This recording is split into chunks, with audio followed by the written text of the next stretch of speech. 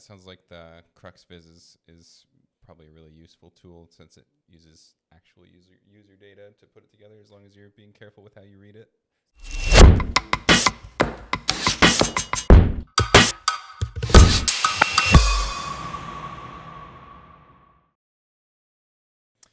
Hello and welcome to Chats with Selenites. I'm your host for today, Nick. I'm sitting down today with MJ, or Matt. We call him MJ at the office. He's a member of our development team, software engineer and sysadmin. Today we are going to be talking about the importance of website speed for SEO. So there's really a lot of things that factor into SEO, but website speed is one of the factors that when it's good, it's kind of invisible, but when it's bad, it's painfully obvious. So yeah, let's dig right into it. To start off, let's just start with a really basic, broad question. Why is website speed so important? Mostly related to user engagement effectively. Be that direct user engagement, because that will affect your conversions, your bounce rate, other things like that. And secondary factors due to the fact that, Google measures user engagement for people using Chrome and feeds that back through to, as far as we can tell, search rankings, among other things. Google has signals that it uses to assess the user experience. What does that actually look like in practice? Yeah.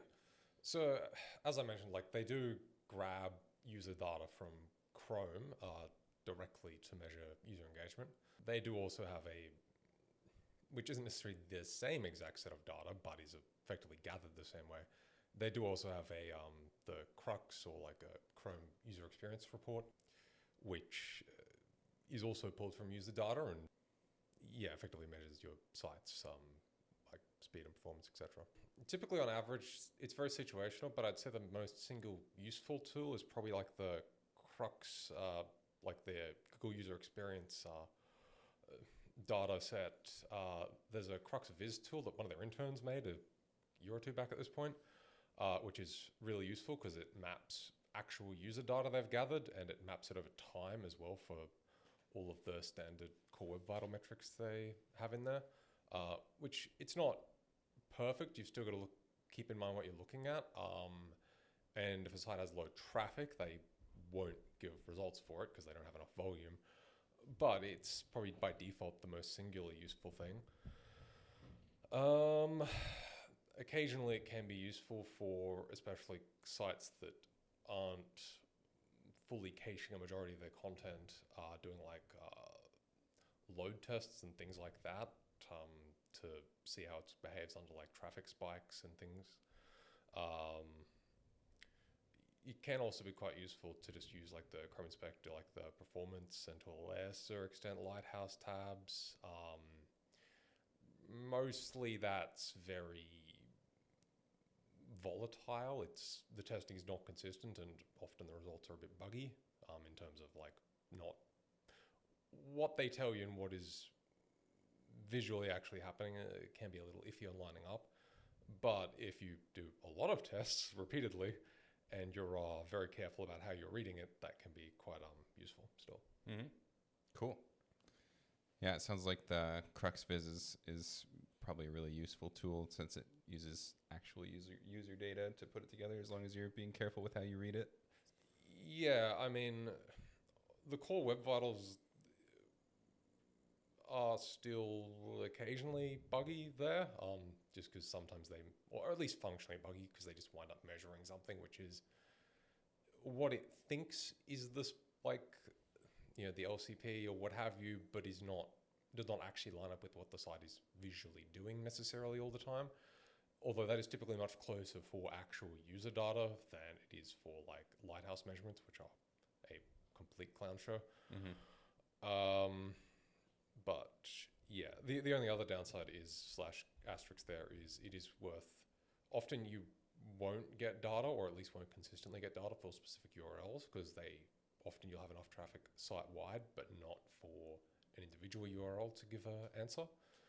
And the other one is it can be very, it's not common, but you do occasionally get what, as best I can tell, looks to be bot data mixed in there, which, again, not common, but we have seen that happen occasionally, which can skew the numbers quite badly. Yeah. So you've kind of touched on a lot of different tools already. So when say we're in the office and assessing a website's performance, we have things that are kind of more field data, such as Crux and Search Console, and other things such as Lighthouse, which is sort of like lab data. How would you decide in practice which one to trust over the other? They're all situational because I have yet to find any single tool that is actually completely reliable to a real user, to a real actual user, in this case, realistically in Australia, and their actual real user experience. But in practical terms, generally the user experience based ones are going to be by default far more accurate. All of those are effectively just crawling, getting from the main like Chrome's UX report. Because the Search Console, it can be useful for like picking out like trends of commonality among types of pages, which may have a specific consistent issue. But it and CruxViz, they're all getting their data and information from the exact same source effectively. The like inspector tools, be it Lighthouse, Performance tab, Networking tab, stuff like that, that's more useful for effectively trying to at least make some assessment of the impact of what you're doing without having to wait months to get, effectively enough real user data to go off. Because they're very volatile, you've got to be very careful about how you read it and exactly what you're looking at, and often you'd wind up doing about 10 tests before and after to have any sort of confidence, because the margin of error is crazy on them, but they're still useful for that because it's effectively the only way you have of getting immediate feedback, albeit annoying to actually get information out of. Yeah. So sort of a combination of things and a lot of variables to consider when you're picking it out. No one size fits all solution, certainly. No, you've basically got to do both sides of that to have any reasonable answer, because if your inspector, with however you've got it configured, be it Performance, Lighthouse, whatever, thinks something's improved and, the Crux data doesn't move, well, it probably didn't do anything, functionally speaking, for actual users in that case. And, converse, but, Yeah. Sort of got to check back to confirm if what you did actually worked. We've talked about Core Web Vitals and the sort of big picture of web page experience. One of the metrics that comes up that you've mentioned before is LCP, which is largest contentful paint. When you are working on a site and notice that LCP is slow or is being flagged as a metric that needs improvement, what are some of the most common fixes that you tend to implement?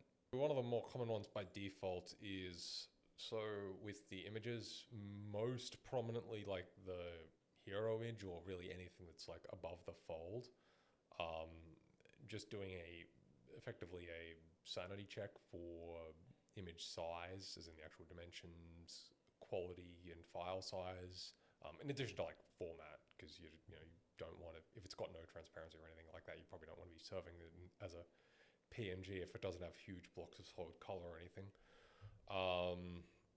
Like, you're generally not going to want to like serve wildly compressed images or anything like that unless there's a very good reason to, but you will often get cases of people uploading or putting up some pretty stupidly, absurdly large images in the header or whatever, in the hero and stuff for no particular reason.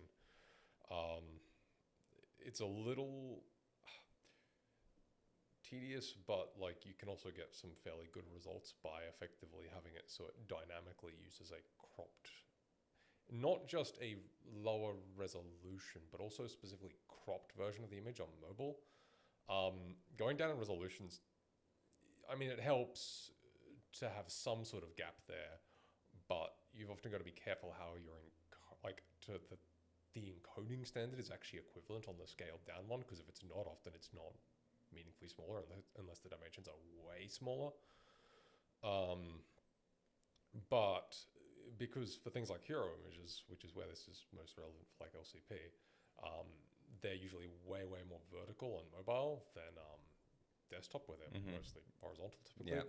So you just don't, like, effectively, if you don't use a variant for like mobile sized screens and smaller, you're effectively just not using and cutting off, probably 2/3 of the data you're loading, which is, you can obviously see some pretty ridiculous savings in that specific area there.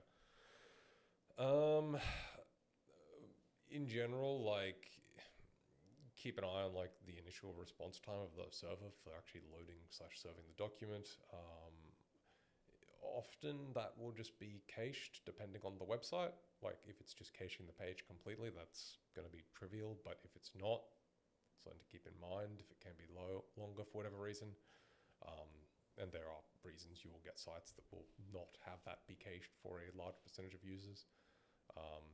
It can be worth keeping in mind there that it typically isn't going to be cached, or is at least far less cached, if you're like logged into a backend of a website for like administrative reasons. So it can be worth keeping in mind you're generally going to want to test in like an incognito logged out browser or something, assuming that is equivalent to the user experience, which is typically the case for most more informational websites, but not necessarily for e-commerce or certain more interactive things. It can be worth keeping an eye out for any extraneous, like unnecessary scripts you might have that might be just floating around in terms of like random JavaScript from previous things that aren't used anymore. I've seen websites where they just had 4 different copies of Recatch for being loaded, all separately on the same page. It's certainly not going to help to load the same resource over and over again. No, unfortunately. It does not do you any favors, that is for sure. It can also be worth just looking for any optimizations or tweaks you can make, especially depending on what, like, in terms of like the timing of when specific resources are loaded, in terms of the sequencing, does everything being loaded early before that, LCP is actually loaded, didn't need to be loaded that early, stuff like that. Sometimes moving things down effectively in the order or delaying them can be helpful. Yeah, so kind of a lot of things that can factor into it, and all very situational again, but certainly some things that even people with low technical knowledge can try and do, such as sanity checking image sizes, making sure that a photographer-sized image of like several megabytes for a single image isn't being used as a hero, using web-sized and web-encoded style images as opposed to fresh off your digital camera. Making sure you've got using an actual mobile aspect ratio sized images for mobile sized screens. Things like that can definitely make a big difference without having to dig into the technical code. And then if you are more technically minded, looking at the load order, making sure that things that could be loaded later aren't loaded before LCP resources are loaded in. On that last one, it is always worth keeping in mind to be fairly careful with the exact load order and stuff there, because sometimes it's very easy and not going to cause any issues, but obviously if you don't test that quite carefully, it can be quite easy, depending on how things are used, to inadvertently introduce bugs and issues with the site. Because either sometimes because the it legitimately just had to be loaded earlier and always should have been, but also sometimes just because something further down on the page assumed it had already loaded in when it just isn't anymore. Yeah, especially when you're working on a site that's been around for a while, been through, as we've seen, potentially multiple different development agencies that all have their own different ways of doing it, and it can get pretty messy. Yeah, for sure. This kind of segues us into talking a little bit more about images. So oftentimes images are some of the largest elements on a page, both actual screen real estate wise and like loading resource size. So how do you tackle sort of optimizing these things like lazy loading, just actual image optimization, responsive sizes, sort of how do you factor in all of these different ways to optimize without actually sacrificing on image quality? Yeah, so I guess first, just to touch on responsive sizing, I mentioned it in passing before, can be very useful, especially when you've got a very wide range of what the appropriate responsive sizing would be. Like if the baseline image is, 10 times the pixels of the smallest responsive one that you would load on a typical phone, that's quite the gap. Although not always, but often in that case, you'd be better off just using a smaller version of the image as the baseline if the gap's quite that large. Outside of that, as I said, like using a cropped variant specifically for a mobile variant as a part of a responsive image can be very useful because it's often a far more efficient way of doing it. In addition to that, you get very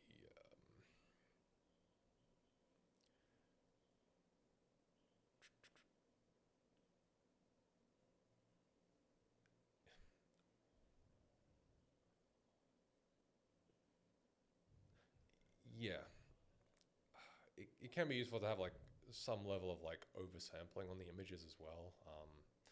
Effectively, like if you're looking at it for an equivalent visual image quality, often for the same file size, you'll actually wind up with a slightly better visual output with the image being mildly to somewhat oversized for the intended direct pixels, especially on like modern phones and anything with a high resolution or generally high pixel density display, since the pixels as used to define sizing in a like browser are not actually like, there are far less of those than there are actual pixels in the same area on the physical screen. Mm-hmm. So otherwise, if you don't oversample at all, you're effectively having to upsample quite a lot to map to real like physical pixels on the screen, due to the way that works out.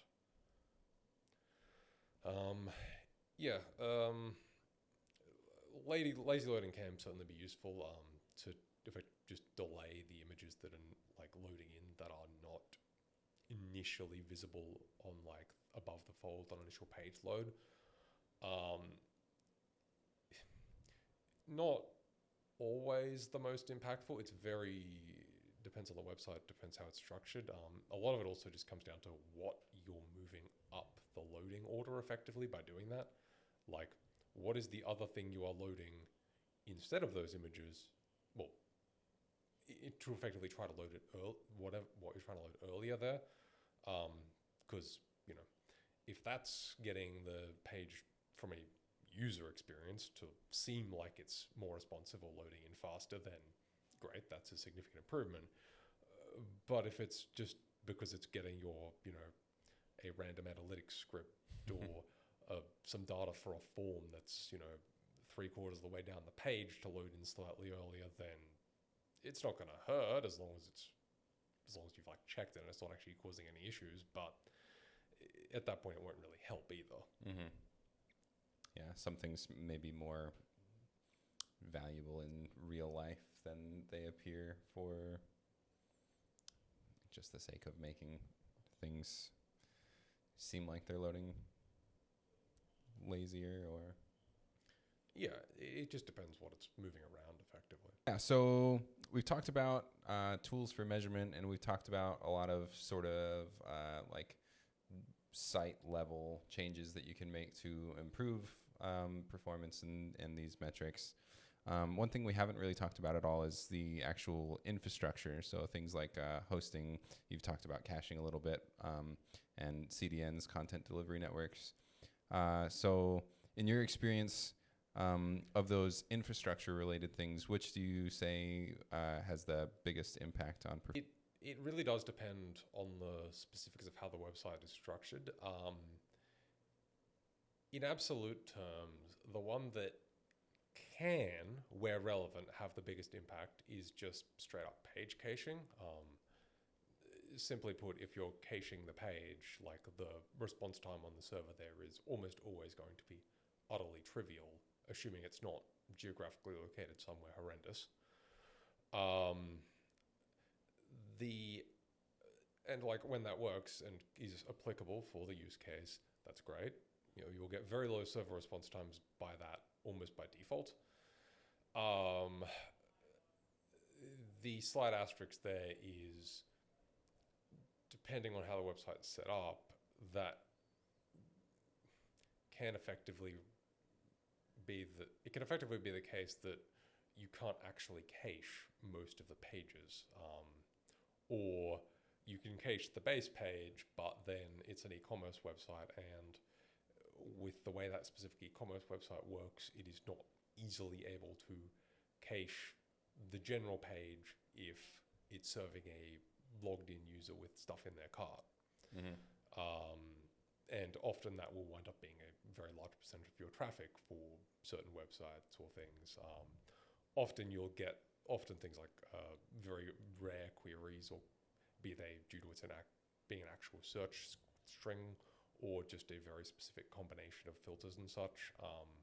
Things like that are often not functionally cacheable. Like, it may cache it when you load it, but the odds of somebody else visiting that in the next long period of time is almost zero. So yeah, when that works, great, but obviously a little more, it sort of depends as how widely you can apply that. Other types of caching can have a significant impact, but a lot of them have, it's certainly far less drastic. And it's not uncommon to run into a situation with so if you say caching, I don't know, database query responses or something, that will never improve your load time by more than the amount of time that was actually spent doing that for that specific page load. And in that example, often if the uncached response time is 200 milliseconds to render out the page, it's not uncommon for the actual amount of time spent on database queries to be, I don't know, 10, 20 milliseconds or something. Yeah. So congrats, you saved, we halved that time. It's such a small overall change, it is almost impossible to measure. Pretty negligible in the grand scheme of things. Yeah, for sure. Not always the case for that type of thing. It's just very dependent on what other thing you're looking at caching and what the situation with it is. Hosting can make a fairly large difference, both in terms of geography, like if you're predominantly a business focused at, say, Australia, as most of our clients are, you're going to want a server in generally Sydney, Melbourne, one of those. Because as soon as it's overseas, you're adding just a bunch of latency for absolutely no benefit. Plus, a lot of consumer internet connections in Australia will actually wind up getting slower connections to international servers, because they've effectively got slower peering with the place it's hosted by the time it chains all the way through. So that can make a practical difference to their actual load speed for resources, even aside from the initial response time on the document and such. The actual speed of the server and capacity to handle load do make a quite significant difference, especially if you're comparing extremes, and because a lot of the common default cPanel solutions have painfully old decade plus hardware, which is suboptimal to say the least. Obviously there is a bit of a upper limit on that. If overall number of visitors is not a huge problem, which it rarely is for what I'm talking about here, then adding more cores effectively is going to have a limited impact, and you can get something with a very fast single-threaded performance, and that will give you about as good a result as you're going to get there. And then you can't go a lot further with most website architectures and designs realistically.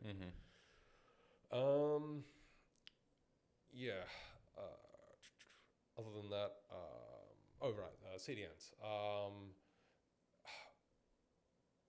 in Australia, for Australian visitors, for Australian focused websites, in the cases I have tested them,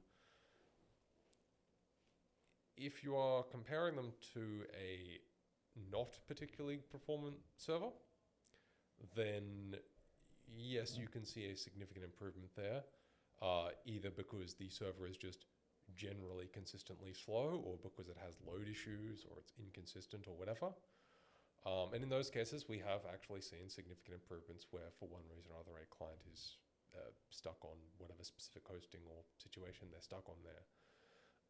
But I will say, for most other situations where the hosting is actually high performance and sensibly configured, they can lower resource usage like on the server side a little bit, but functionally speaking, best case scenario that we've seen is the performance is the same. Usually it's ever so marginally worse. Mm-hmm. Like you're talking probably sub 10 milliseconds typically, and it can vary a little bit with location, but it just doesn't actually ever seem to make an improvement in practice. Take that for what you will, but yeah. Although I should clarify there, you can get actual improvements if you're doing, if you're effectively having the CDN do like logic to handle things, and like, you know, if you're doing things like resource or image swapping at the CDN level, or, you know, routing adjustments or things like that, that can have an actual speed improvement for even for the Australian use case. However, the consideration there is often effectively you're just doing that at the CDN level, when sometimes that makes sense, but a lot of it's the exact same stuff you could just be doing server side anyway and would get basically the same result. Mm-hmm. You just happen to be doing it via, you know, Cloudflare or what have you. Yeah.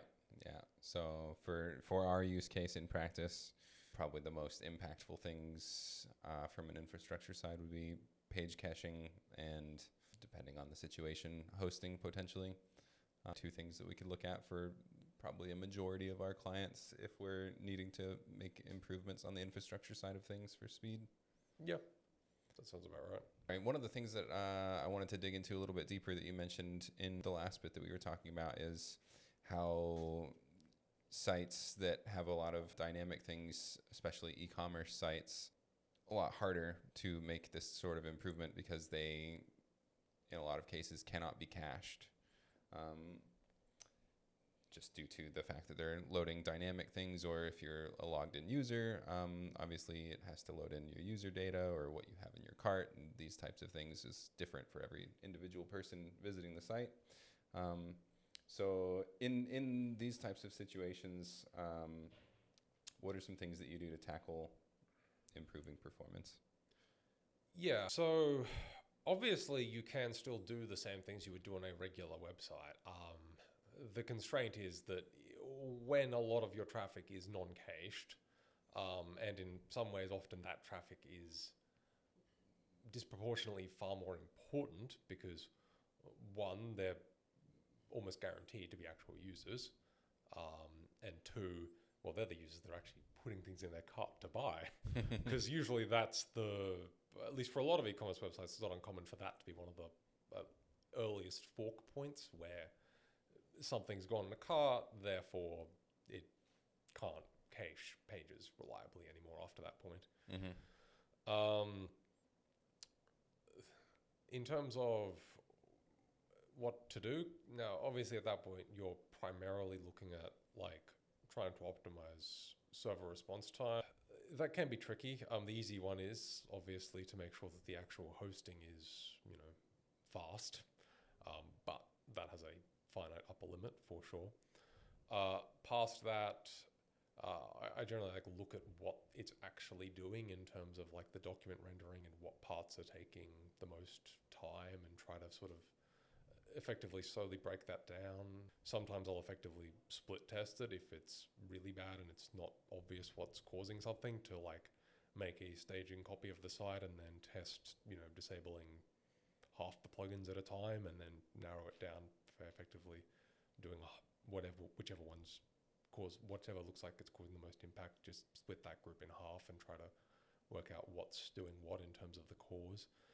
Sometimes the answer there is not very helpful always, because depending on what it is, sometimes it's just necessary for what the client wants to do with the site, etc. But sometimes it's just some random plugin that nobody's actually used for anything in years, and it sure was generating half the load time of the page. Yeah. Sometimes unearth some easy wins. Yeah, well, working out what it actually is often not the easiest there. But when that type of thing happens and you get to that point, then that tends to be a fairly easy win. Sometimes you're also effectively tracking down like things that are just bugged, be it due to like a plugin that just like it hasn't been maintained or updated by anybody in years or whatever, and there's just some small piece of it that is doing something silly and doesn't interact well, or it's trying to like, I don't know, load an external HTTP request from another website before sending a like response to the front end, which is horrendous at the best of times, is really bad if the external website does a timeout. Yeah. Because then it just hangs for 30 seconds. Or 60, depending on how it's set up or whatever. Yeah, can really ruin things that way. For sure. The other one, just before you move on, to one of the other big things to consider there is just that e-commerce websites, you can get this with websites in general, but e-commerce is the most common one, where you can also get like individual requests and queries that can be proportionally much slower than you see on at least the vast majority of informationally focused websites.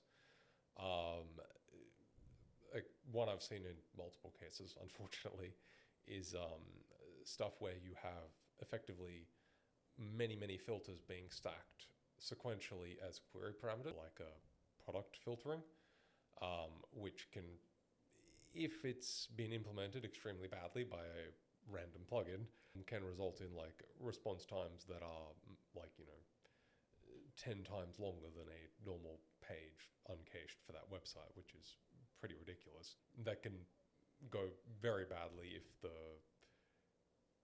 if those queries also exist as URLs that you can have bots find, because they will get frequently stuck in loops. And there's a lot of, as far as I can tell, AI-focused crawlers running around at the moment that are very, very badly behaved and will effectively just use hundreds or thousands of different residential IPs, assumedly botnets effectively, and completely random user agents, and care not even a little bit what your crawling directives are. Yeah, just spam slow loading pages and cause issues, maybe even for real users, because they're hitting things so frequently. Oh, 100%. They'll in some cases, they'll effectively just like try to load at the exact, like as fast as they, and as frequently as they possibly can, to the point that the site is just functionally inoperable until you make changes or go into configure or try to stop them or what have you, or until they just get bored and wander off. But unfortunately with stuff like the query parameters, is often they will, because they're very badly written, consider different ordering of the same parameters to be different URLs. So functionally there is an infinite number of URLs they will think they want to crawl. Yeah. Bots that are less than intelligent. Yeah, unfortunately. And to be clear, there are things like that attempt to stop this in terms of third-party things, like Cloudflare has something they claim will stop AI crawlers or control them. Based off testing, at least as of a couple months ago, it was completely ineffective on a couple of sites where I tested that. I think anything it stopped was stuff that was already getting stopped, I'll say that, by rules I'd already set in place. So covered a lot of in-depth points, but for potentially a fair amount of our viewers, some of the things that we've covered might be a little bit too technical or broad. Just for some more kind of simple takeaways and to wrap up, if you were going to pick one or two site-wide practices that would have sort of the biggest bang for your buck, the biggest impact on keeping your site healthy and performant, what what couple of things might you pick? Oh, I'll give you three. As I sort of mentioned offhand previously, you can get far more detailed and careful with it, but as a baseline, I've seen far too many sites with not just images that are too large, but just outrageously oversized, like 10 plus megabytes because it was straight off the camera. Just avoid that as a baseline. Like, it doesn't have to be a tiny image. You don't have to compress it till it looks like a pixelated mess or anything. You don't have to worry about fancy formats necessarily, but just avoid uploading effectively a RAW straight off your camera, because that will absolutely destroy it from a website performance standpoint. Two would just be do not install plugins you do not absolutely need. If you're not using a plugin, actually disable and remove it. And also, if something is very, very minor, do consider not adding a new plugin for that specific purpose, especially if it's a plugin that does 19 other things in addition to that one thing, and you don't need the other 19. Because adding more plugins, it's not only does it directly slow the site down, over time they tend to wind up being more likely to introduce, as some of them wind up being not as well maintained, etc., various bugs and things, and often the bugs themselves can be things that wind up slowing the sites down, which is not ideal. And the third one is don't add tracking scripts you don't actually have a need for, and if you're not using a tracking script for something anymore, just remove it, because you probably don't need 4 copies of Tag Manager or whatever loading on the same page.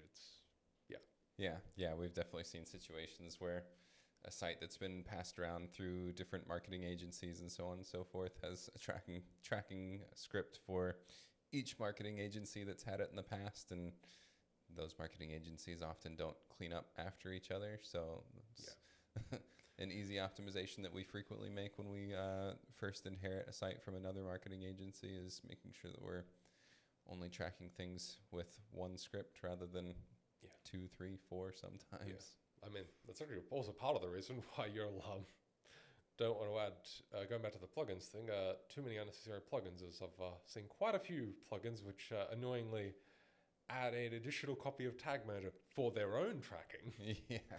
Which is, not great. And most plugins, not an overwhelming majority, but like most don't do that, because that would get completely insane.